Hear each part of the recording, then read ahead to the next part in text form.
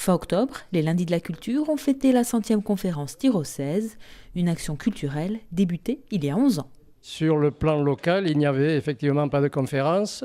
L'UTL Côte-Sud-des-Landes n'existait pas encore, donc il n'y avait pas de programmation de conférence en dehors de celle des UTL ou de Dax ou de la Côte Basque. C'est pour ça que j'ai pensé qu'il pouvait y avoir un créneau porteur sur Saint-Vincent de Tyrosse.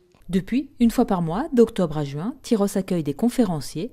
Pour cette 100e, Pierre Blanc, professeur de géopolitique, habitué des conférences tyrossaises, est venu disserter sur son thème de prédilection, le Proche et le Moyen-Orient. Lourde responsabilité sur mes petites épaules. C'est un plaisir surtout, un honneur d'être ici. C'est la 3e fois que je viens dans cette salle avec ce public que j'ai apprécié déjà, donc je pense que ça va bien se passer, sur un sujet un peu délicat puisqu'il est quand même question de violence, de pouvoir, de puissance, de rivalité.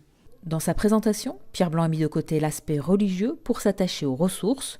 Outre le pétrole, la terre et l'eau, peu souvent évoquées, revêtent à son sens un caractère essentiel pour comprendre les conflits au Moyen-Orient. Ce qu'on va faire ce soir, c'est un exposé en 5 points. Un premier point où je vais montrer comment, dans le tracé des frontières dans les années 20, eh bien, on a intégré cette question de l'eau et de la terre, c'est-à-dire que c'était déterminant dans le tracé des frontières, dont on parle tant aujourd'hui, à un moment où on dit qu'il faut peut-être les reconfigurer. On oublie que l'eau et la terre ont été partie prenante de ces choix.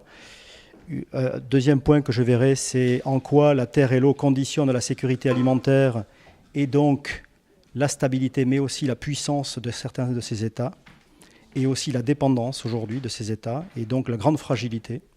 Donc ça, c'est une question un peu complexe, mais on y reviendra. La 3e question, je montrerai combien l'agriculture est un secteur qui n'est pas anodin du point de vue géopolitique, parce que c'est l'activité qui couvre le plus d'espace.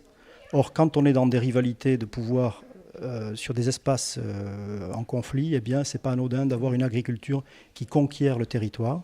Ça, c'est le 3e aspect. Il y aura un 4e aspect rapide, historique, qui montre combien l'inégalité de l'accès à la terre a expliqué certaines séquences politiques au XXe siècle. Je pense au Baas en Syrie, l'arrivée du Baas en Syrie, en Irak, la création du Hezbollah libanais.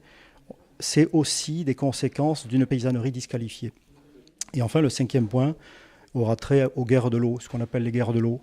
C'est une expression un peu abusive à mon avis, mais enfin les violences autour de l'eau, et qui sont avant tout qui ont surtout trait à l'agriculture, puisque l'agriculture irriguée, c'est 80% des usages de l'eau dans la région. Après le Moyen-Orient, direction la Birmanie le 6 novembre pour la 2e conférence de la saison culturelle tyrossaise.